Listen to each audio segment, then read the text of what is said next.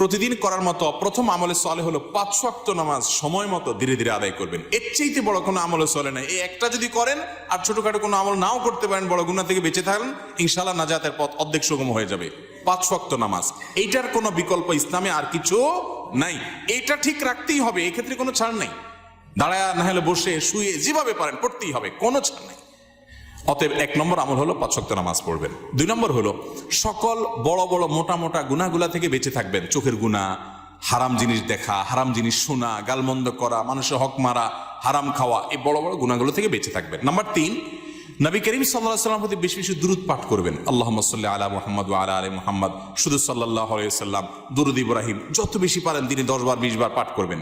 Number 4, ইস্তিগফার বেশি বেশি করবেন। আস্তাগফিরুল্লাহ ওয়া আতুবু ইলাইহি, আস্তাগফিরুল্লাহ ওয়া আতুবু ইলাইহি, আস্তাগফিরুল্লাহ আল্লাযী লা ইলাহা ইল্লা হুয়াল হাইয়ুল কাইয়্যুম, এরকম ইস্তিগফার করবেন। নাম্বার 5, যেই কোনো কাজ